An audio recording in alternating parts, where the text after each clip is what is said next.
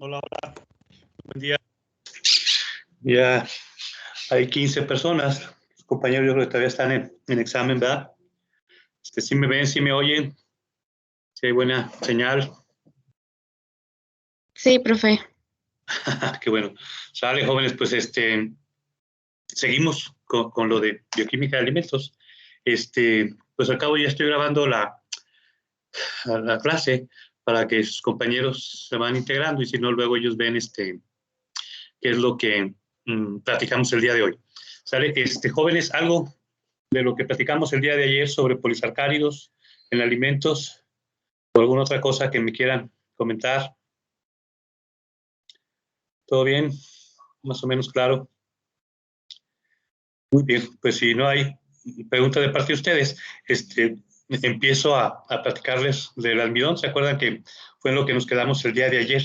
Entonces, me quito de pantalla y les comparto esto de los apuntes que están para el tema de almidón. Sí, entonces ya vimos sobre polisacáridos y cosas generales. Entonces ahorita vamos a ver ya propiamente esto de gelatinización. Yo creo que en esta parte de gelatinización y lo de hidrólisis del almidón me voy a ir un poco más rápido, pero me pueden preguntar o comentar de lo que quieran de esto y nos detenemos, ¿sí?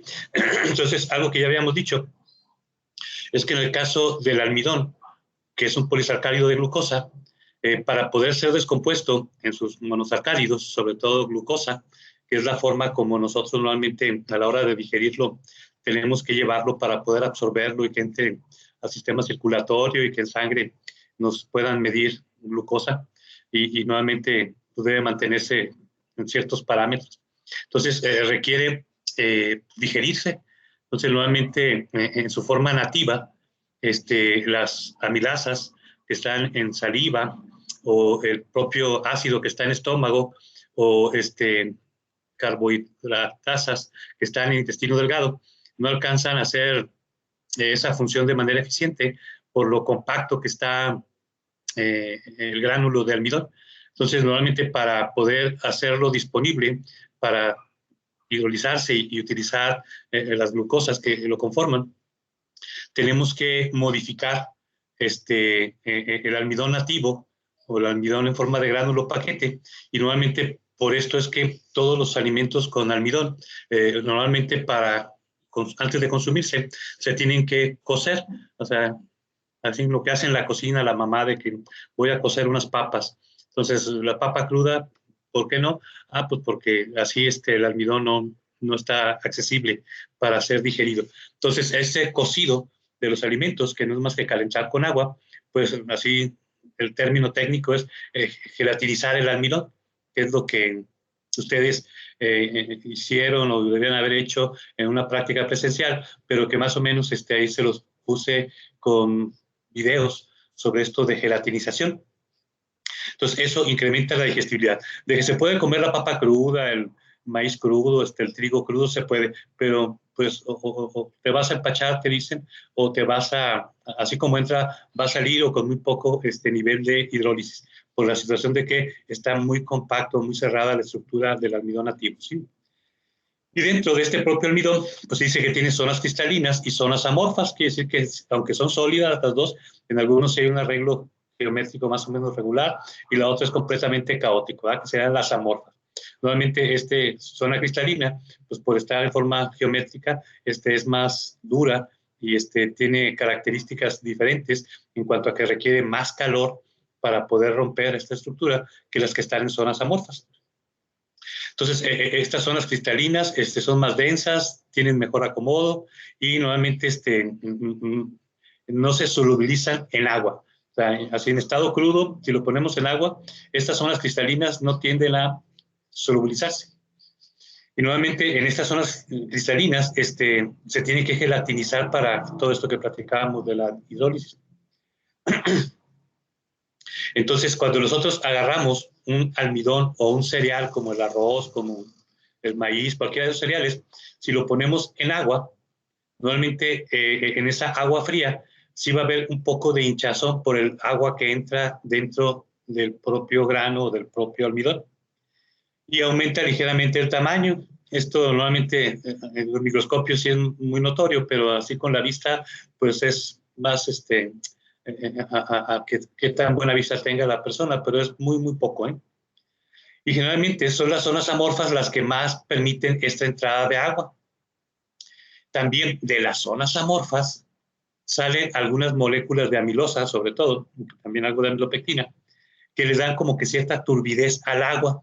Ustedes mismos cuando ponen el arroz a remojar o algún cereal o algún material que tenga almidón, van a ver que agarra como que cierta turbidez de color blancuzco, lechoso, que tiene que ver con que en agua fría sí se alcanza a salir un poco de estas moléculas, sobre todo de amilosa, ¿sí? Y que estén en zonas amorfas.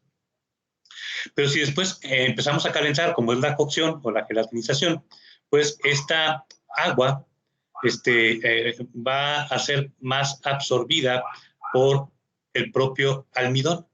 Se piensa que en el caso del almidón, la energía térmica que da uno al agua y que aumenta la temperatura, provoca que se tenga más movimiento de las moléculas de amilosa y amilopectina, de tal manera que empiezan a dejar de interaccionar entre ellas mismas y se empieza a abrir.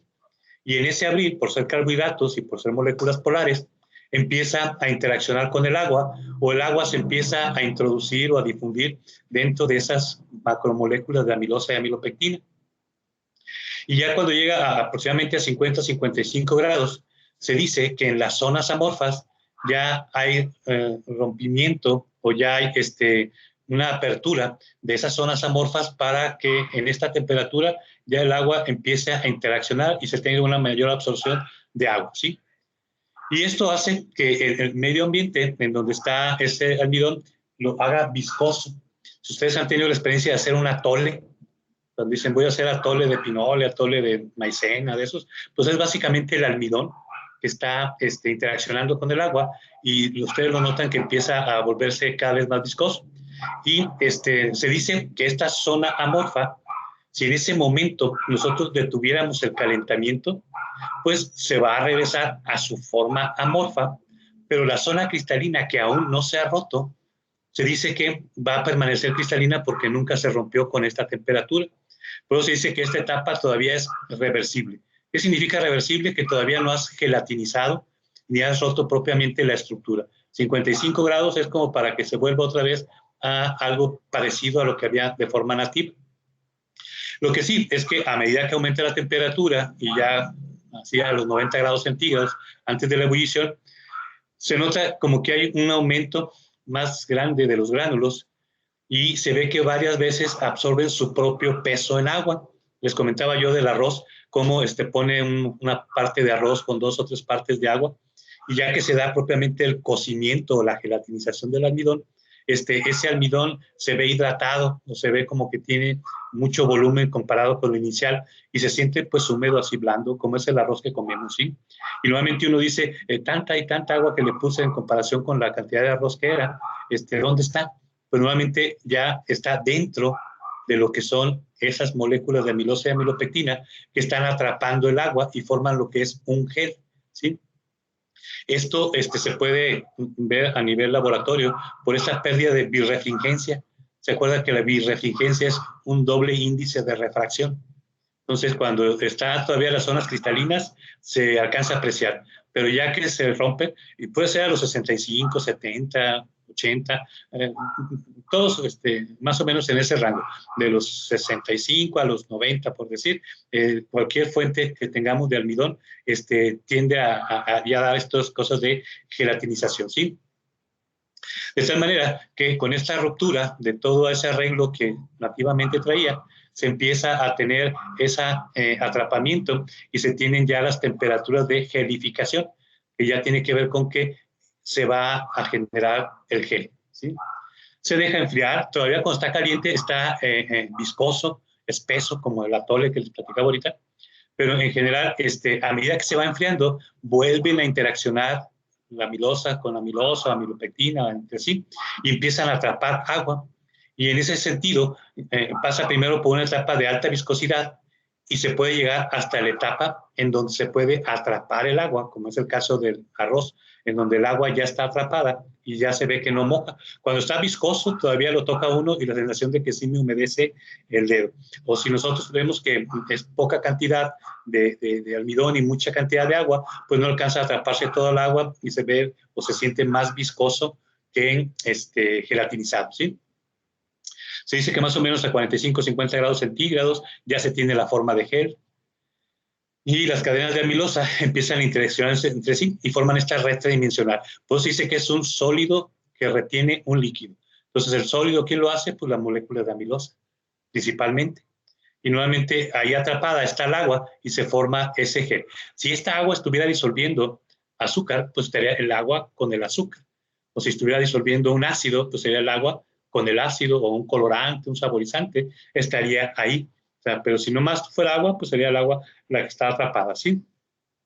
Algo interesante que sucede en estos geles y en todos los geles prácticamente, es que después de 24 horas hay una especie de exudado en la superficie de los geles, que esto tiene que ver con que las moléculas de amilosa, bueno, también de amilopectina, pero más amilosa, a la hora de que se forma el gel, todavía queda cierta inestabilidad y va modificándose con el tiempo y empieza a interaccionar entre sí. Cuando es cualquier gel, nuevamente esto se le llama sinéresis, que tiene que ver con ese exudado o esa agua que ya dejó de estar atrapada por la amilosa y empieza a salir a la superficie y ya se evapora y se empieza hasta a formar una costra a veces en esos geles. Y nuevamente, para el caso específico del almidón, le llaman retrogradación, que tiene que ver con esto de que quiere regresar a su forma nativa, pero de manera parcial. Siempre sigue estando el gel, pero es un gel que va cambiando con el tiempo y se va resecando y se va poniendo más rígido por el agua que se está escapando. Esto es especialmente importante porque la manera como se explica, principalmente, el que el trigo, el arroz, el maíz se vuelvan viejos, se relaciona con que el pan se haga viejo o que las tortillas se hagan viejas. Entonces, ustedes compran tortillas hoy o compran pan hecho el día de hoy y tiene como que ciertas características que nos dan la idea de que está recientemente hecho, sobre todo textura. Pero si ya es un pan que se hizo hace 24 horas o una tortilla que se hizo hace 24 horas, es diferente. Pues a todo el mundo nos gusta el pan recién hecho o la tortilla recién hecha, de la tortillería o a mano, como fuera. Pero entre más tiempo tiene, sigue estando apto para consumo humano, porque lo único que está pasando es que se pierde agua y queda con más rigidez o más sensación de resequedad. Y es porque se evapora el agua. Y ustedes pueden también ver cómo los que vienen empacados, así como el Bimbo, muchos productos que se venden ya con un empaque, eso tarda mucho más tiempo que cuando es a granel, porque sí, el mismo empaque actúa un poco como barrera o bastante como barrera y no deja que se escape el agua y mantiene bastante de la suavidad de las tortillas o del pan o de cualquier cosa que tenga almidón. Pero donde no lo hay, rápidamente se escapa, ¿sí? Entonces, esta retrogradación es especialmente importante cuando queremos que el pan dure mucho, que no se dé. Por eso es que ven cómo estos productos ya de marcas nacionales e internacionales tienen una gran cantidad de aditivos y bueno, tienen muchas funciones aditivos, pero de las principales es evitar el envejecimiento del pan. ¿Qué es lo que dice uno? Pues me compré un pan para hot dog, pan hamburguesas, para sándwich, etcétera, y dura varios días sin echarse, sin que se note que se hizo viejo. Pero eso mientras los tengas en el empaque y que tengan todos los aditivos que ayudan a retener, ¿sí? Entonces, este fenómeno es importante en todos los geles, pero especialmente en productos derivados de cereales, como esos que les platicaba de la tortilla y del pan, ¿sí? Dice que esta cantidad de agua por parte de los almidones no es constante, tiene diferentes niveles dependiendo de la fuente y sobre todo de la proporción de amilosa y amilopectina, como que la amilosa absorbe más. Lo que sí se sabe o lo que se tiene así como referencia es que si nosotros tuviéramos una solución pura de amilopectina, como es este caso de los cereales serios que les platicaba, que había variedades, en este caso, estas amilopectina no forman zonas cristalinas, prácticamente son todos amorfas. Como es una molécula tan grande y tan diversificada en todas esas extras que tiene la molécula, que no es lineal, sino que es ramificada, no alcanza a formar cosas cristalinas. Lo que sí es que es muy viscoso por el tamaño, por el peso molecular, como de 2 millones que tiene ahí. Y también que no forma geles, o forma geles muy, muy pequeñitos y en baja cantidad, porque no se organiza como una estructura en donde sí la amilosa sí tiene esa interacción entre ella, que sí forma zonas cristalinas, da poca viscosidad y sí forma geles. Entonces, la proporción que haya de cada uno le va a dar características al gel dependiendo de los intereses que se tengan, ¿sí? Bueno, aquí les puse una imagen en donde sí, pues el almidón en agua fría se considera que es insoluble. Si lo dejan reposar, pues ya va a haber algo de sedimentación. O sea, lo agitan y está en suspensión. Pero lo deja reposar y se va a ir al fondo y de manera insoluble. Lo que sí, en esta unión con agua fría, pues está inestable en cuanto a que dura mientras la agitación o la turbulencia lo permite. Pero sí, ya cuando calentamos y llevamos a temperaturas mayores de 60, 65 grados, hasta lo que se requiera, se va viendo este espesamiento o aumento en la viscosidad.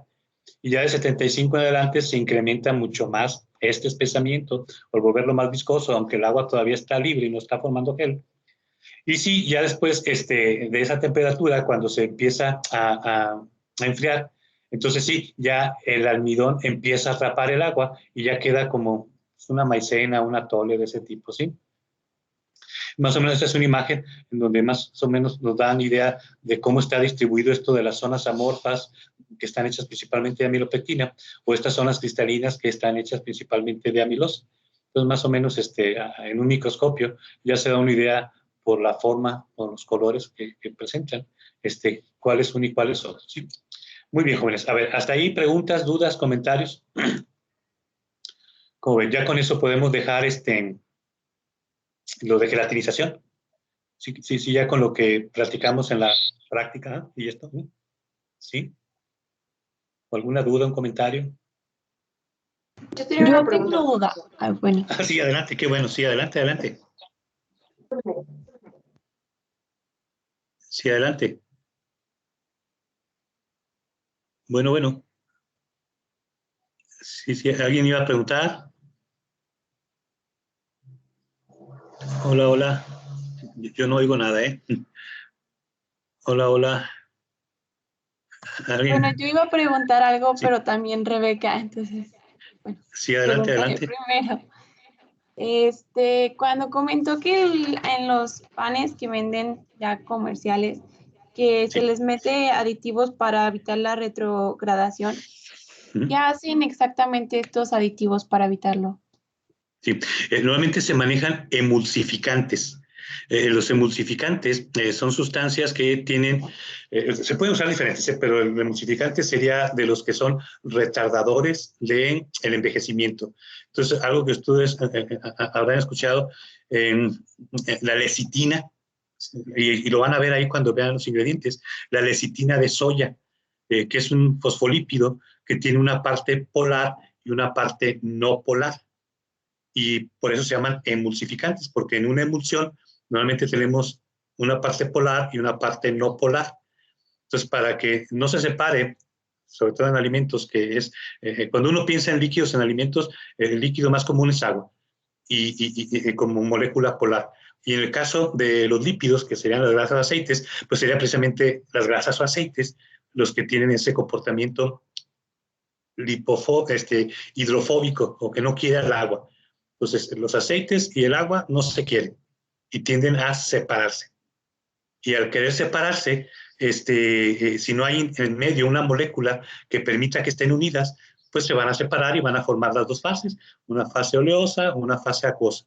Pero si tenemos grasa, esa grasa, cuando interacciona con moléculas polares de agua, se vuelve más grande de peso molecular. Nuevamente el agua es una molécula muy pequeñita, pero forma uniones, en donde el agua fácilmente se evapora por lo de presión de vapor que les platicaba, o la fugacidad. Entonces, lo tienes en el empaque, pues se escapan unas, pero luego llenan la superficie y ya no se escapan las otras.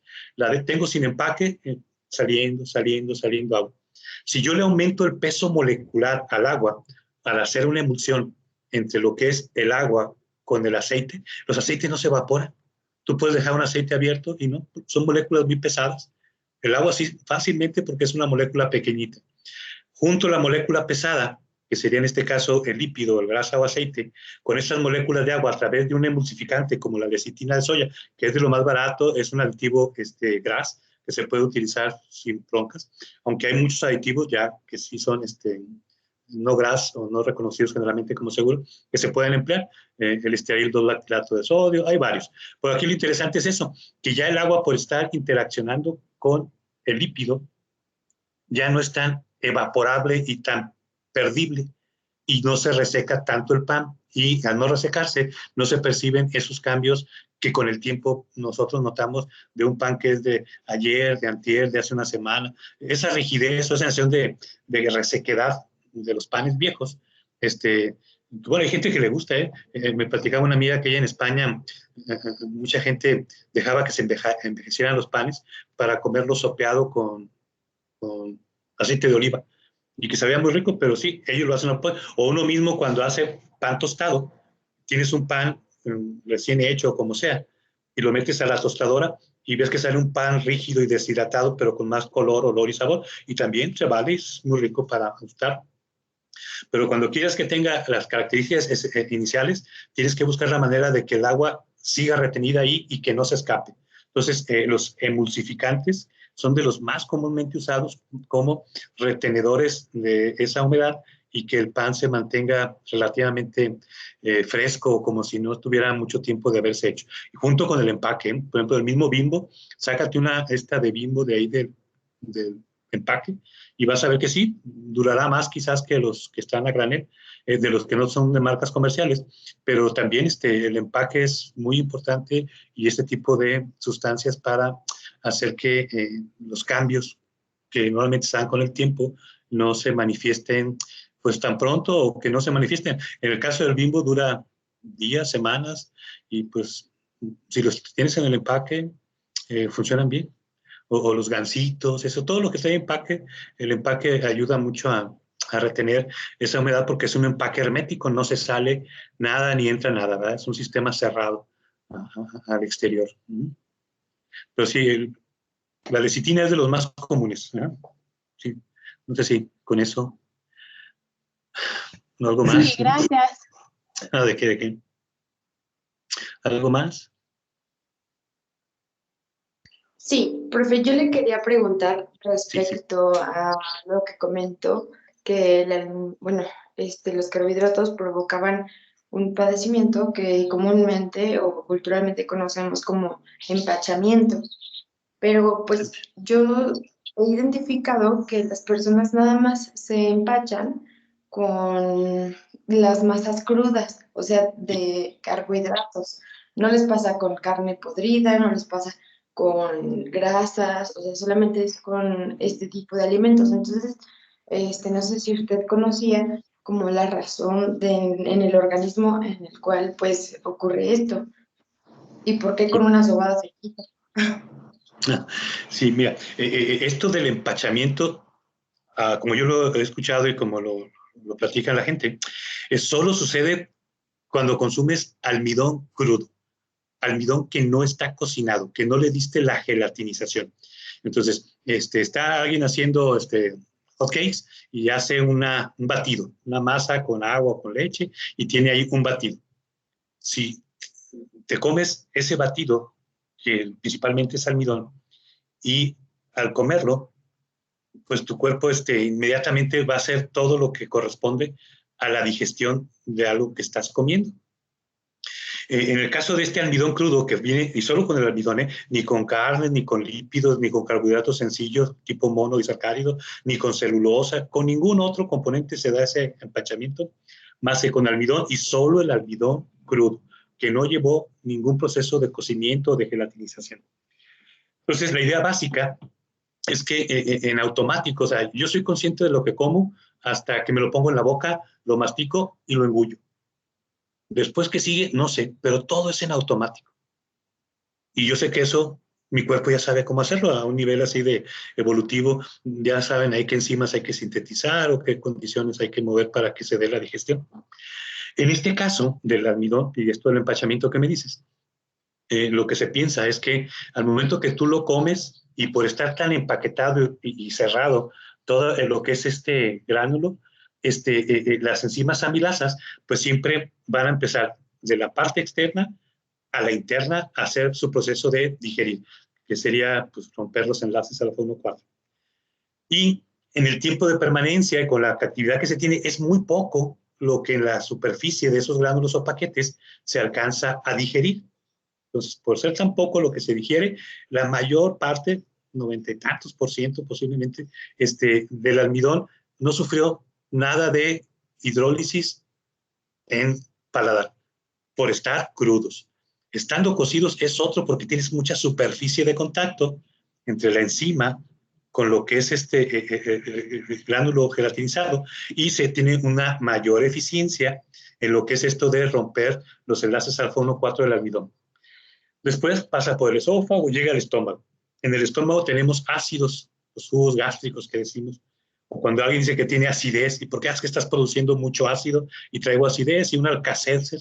¿Qué es un Alka-Seltzer? Una sustancia alcalina que va a neutralizar esos ácidos que a veces tenemos por esto de mucho ácido que sintetizamos o que generamos.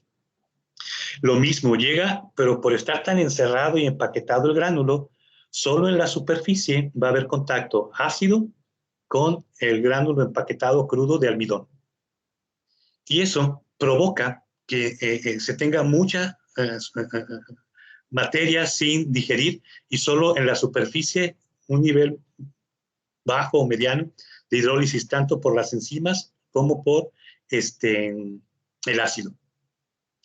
Con esa cantidad de hidrólisis, el mismo gránulo de almidón crudo toma propiedades adhesivas. Por eso es que dicen que para hacer engrudo puedes usar una harina o un almidón y con eso haces el engrudo y el engrudo sirve para pegar. Entonces, la idea que se tiene es que por desarrollar esas propiedades adhesivas se pega a la pared del estómago y ahí se queda y dice que está empachado, que por estar pegado no se mueve y no sigue su camino al intestino delgado ni al intestino grueso y a desecharlo. Al pegarse a las paredes, se da el acto reflejo, que es lo creo que les platicaba yo. Ustedes traten de ponerse algo en la boca, o sea, con una servilleta sequen la boca de saliva y pónganse cualquier cosa en la boca, lo que ustedes quieran, lo que tengan ahí a la mano. Nomás pónganlo en la boca. Y quieran o no quieran, van a producir saliva, o sea, es un acto reflejo. Hasta está uno comiendo o está hablando y a veces está uno produciendo mucha saliva. ¿Y por qué? Pues porque así está el mecanismo ya innato de que si hay cosas en la boca hay que ensalivarlos para empezar la digestión. El del estómago pasa lo mismo. Está pegado y mientras haya cosas pegadas ahí o cosas que haya que digerir, pendiente de digerir, el estómago está segregando ácido, ácido, ácido. Y nuevamente el que se empacha le duele el estómago de la acidez que se tiene. Y nuevamente eso de que le soba, pues es precisamente un poco para despegarle eso que estaba pegado y ahora sí ya se mueva, ya dejes de producir ácido porque ya está vacío el estómago y ahora sí ya puede salir y sin que ya te ocasione el inconveniente de que se te acidifique o que tu cuerpo esté trabajando en algo que ya tiene mucho tiempo y que ya da la sensación de gastritis, de acidez, pues ya de mucho ácido a nivel estomacal. Y es por eso que ni se digiere ni funciona y provoca estos inconvenientes. Pues empacho es lo que manejan las personas de antes, pero más o menos esa es la lógica que pudiéramos darle a esto, pero solo con el almidón crudo. Tú puedes comer carne cruda, fruta cruda, leche cruda, todo lo que tú me digas que comes crudo, pues si quieres. Hay quien quiere comer carne cruda, adelante. No va a pasar nada. Tardas más en digerir, te cae más de peso, tiene que trabajar más tu estómago y tu sistema digestivo para digerirlo y absorberlo. Pero no te produce empacho. Solo el almidón, pero el almidón crudo. Almidón gelatinizado, sí alcanzamos perfectamente a digerirlo sin que se pegue y nos dé estos inconvenientes del empacho que platicábamos. No sé si... Sí, ok, muy bien, jóvenes. ¿Alguna otra cosa, jóvenes? ¿No? Sale, entonces, miren, me sigo con con el almidón, pero en cuanto a lo que es hidrólisis sí, entonces, ¿se acuerdan que platicábamos también para esta parte de la práctica que nosotros pues nos gusta mucho el sabor dulce y pues los mono y disacáridos todos son dulces. Entonces, como que normalmente para los países que tenemos climas tropicales, la caña de azúcar, que es muy usada para sacar la sacarosa, es el edulcorante que usamos normalmente y muy barato y todo lo que ya hemos platicado de cosas buenas y malas, ¿verdad? Desde la adicción hasta el precio o el que sea una solución muy refinada y fácilmente hecha para tenerlo, ¿sí?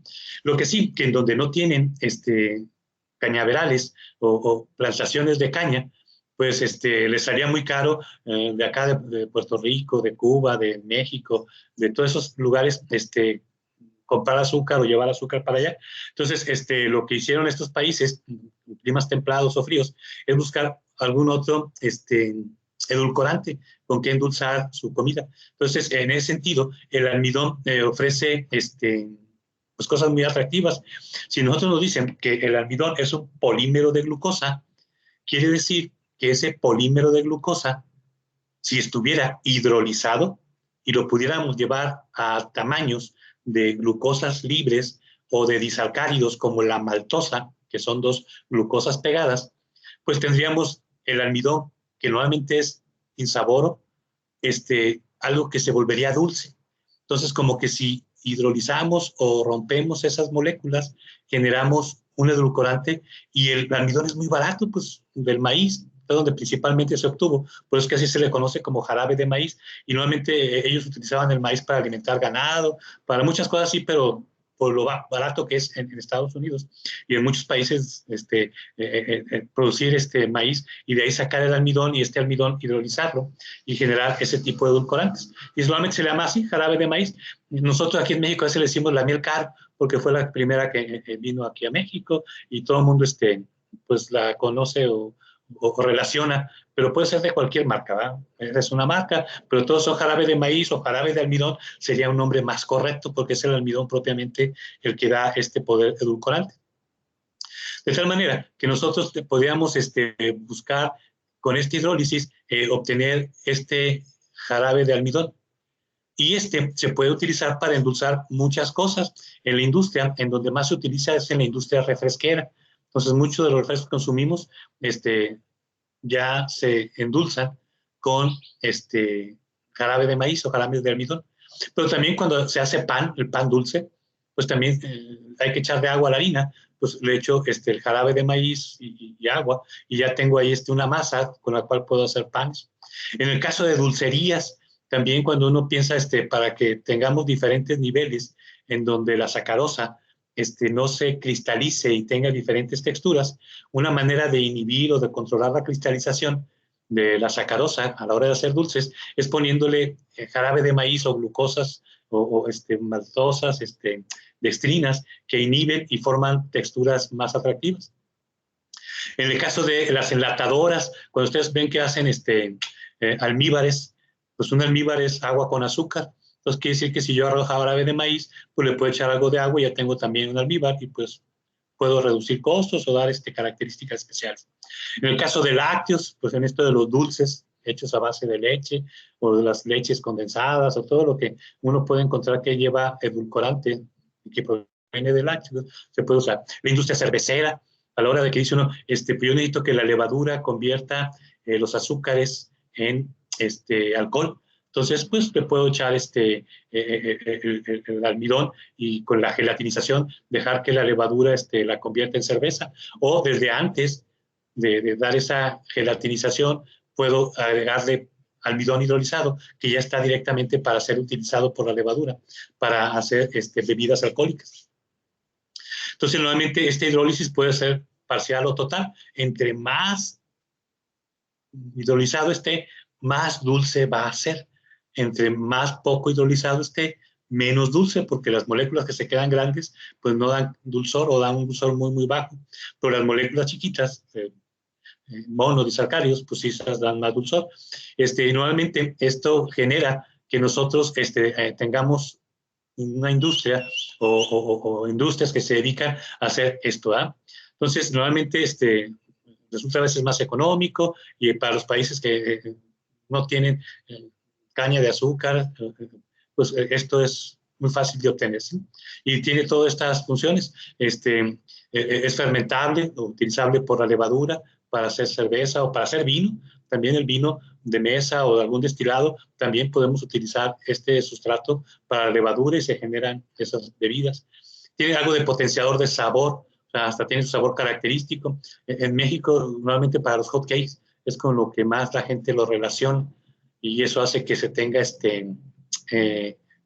pues una textura o con la vainilla que lleva el hot cake, genere bien. Es humectante en el sentido de que atrapa agua y esa agua no se evapora, lo que decíamos hace ratito, que forme una interacción entre esta molécula grande de glucosa, maltosa, dextrina, etcétera, con el agua. Eso genera que sea menos evaporable, ¿sí? Higroscópico, en cuanto retiene la humedad, pues la dulzura, y esto de viscosidad, que tiene que ver con que puede prevenir cristalizaciones o tener cosas de presión osmótica. También algo que se usa en México es para endulzar la comida de los bebés. Hasta hay unos que traen así hasta su de un bebé, porque se piensa o se cree, y sí, pues es muy probable, que genera menos cólicos en los bebés. Si ustedes endulzan con azúcar algo que le dan a un bebé, como que ellos tienen menos sacarasas para hidrolizarla, y si no se hidroliza esa sacarosa, llega a intestino grueso y empieza ahí a haber problemas de producción de gases y cólicos. Y en el caso de que se use el jarabe de maíz, como que sí más fácilmente los bebés la utilizan sin que llegue al colon, ¿sí?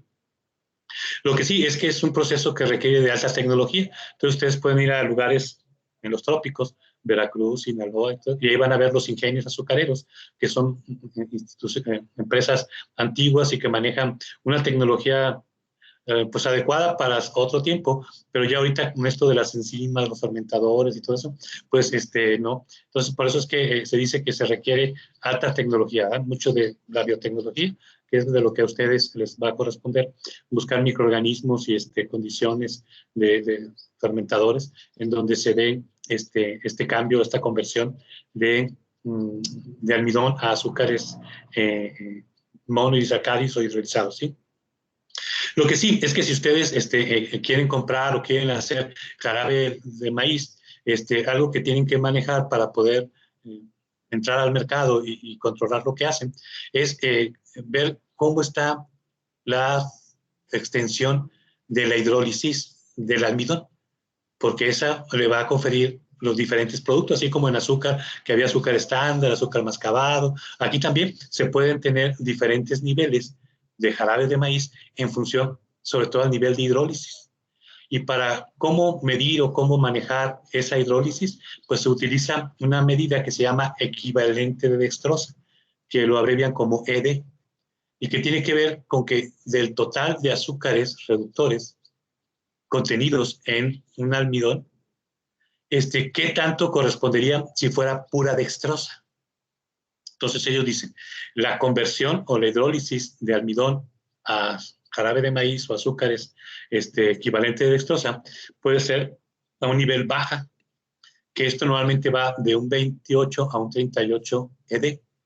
Y esto es más o menos que del total de azúcares que tiene ese jarabe de maíz, darían una reacción de reducción del reactivo de Fehling, de Benedict o de Tolle, de aproximadamente un 28 a 38% de equivalente de dextrosa.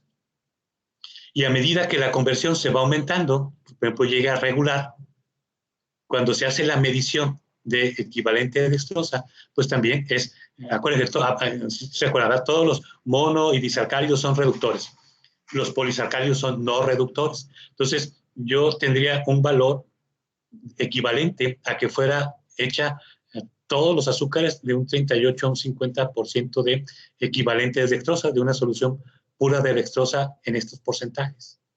Hay un valor intermedio donde se va incrementando el equivalente de dextrosa porque es mayor el nivel de conversión. Y ya todo esto va enfocado también a que a medida que aumenta, más dulce.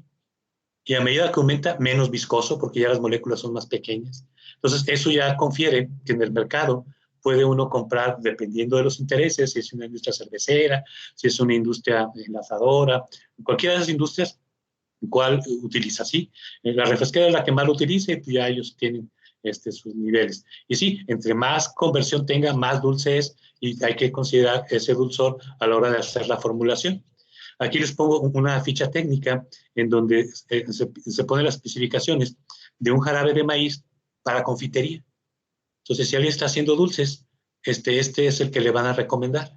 Y más o menos los valores que les dan, en pHs de 4.8 a 5.2, en dióxido de azufre no presente 50 partes por millón. Normalmente se puede también medir en grados Baumé, que aquí esta es otra forma de medir el grado de conversión. Normalmente esto tiene que ver con los sólidos, cómo aumenta su densidad. O sea, se pone a flotar ahí un hidrómetro o un barómetro y con eso más o menos nos da estos grados Baumé. Y entre más denso esté, más azúcares hay. Entonces, por la flotabilidad o por el equivalente de dextrosa que platicábamos ahorita. Y aquí algo interesante, ellos dicen proceso de conversión. ¿Cómo lo hiciste? En ellos utilizaron un proceso mixto que se llama ácido enzimático. O sea, primero el ácido, dejan cierto nivel de equivalente de dextrosa de conversión y después siguen con el enzimático. Híjole, ya me pasé. Así que ya aquí lo dejo porque sí, ya vi que ya estamos en tiempo. Muy bien, jóvenes. ¿Preguntas, dudas, comentarios? Mañana no, hasta la semana que entra volveríamos a teoría, ¿verdad? Mañana sí tenemos laboratorio. ¿Todos tienen bien claro a quién les toca laboratorio mañana? A la parte 2. No les pongo aquí los que... yo aquí tengo que mañana, que es 15 de septiembre, serían el equipo 3, 4 y 5, que sería Cometa Cruz, Laura Morúa, Alma Zacarías, y el otro es Diana Medina, y el otro Alejandra Castañeda, Diana Puy, etcétera, ¿sí? Sí, a ustedes les toca mañana a las 8 en el edificio 36 en el laboratorio de alimentos, hacer la práctica 4 y 5, para que tengan las cosas relacionadas con pectinas y con oscurecimiento no enzimático. Muy bien, preguntas, dudas, comentarios, algo que me haya faltado. Yo tengo una pregunta. Sí, adelante. De los materiales que se pide para la práctica 5, pide leche en polvo. Y bueno, ya leí en qué se va a utilizar la leche y dice que se tiene que dejar como destapada para hacer como la comparación de leche semivieja, vieja y nueva. Si eso pues no lo hicimos, ¿cómo se procedería porque pues la leche sea completamente nueva? Sí, o sea, ustedes llevaban leche nueva y en el laboratorio no les dieron leche vieja o semivieja. Pues no sé si nos vayan a dar esa leche. Sí, ¿Nos van a sí, dar? Ah, sí, ok, normalmente en el laboratorio ya están la leche vieja y semivieja. Ya sus compañeros la semana pasada lo que hacen es llevar una leche que está nueva y esa es la que ustedes comparan. La nueva que ustedes llevan con la vieja y semivieja que ya está en el laboratorio, que ya las dejaron ahí pues meses, ya de meses esas leches, y se aprecian algunas diferencias en algunos aspectos así de estabilidad, lo que viene ahí en la tablita y que ustedes tienen que llenar. Si ustedes nomás lleven la nueva y la vieja y la semivieja, ahí en el laboratorio, nuevamente ya Pilar se las les da. Muy bien. ok, sí, muchas gracias. No, ¿de qué, Natalia? ¿Alguna otra cosa, jóvenes? Bueno, así que ya es casi la hora. Entonces, mañana el laboratorio y la semana que entra seguimos platicando de esto de hidrólisis del almidón. Que tengan felices fiestas. Suerte. Gracias. Gracias.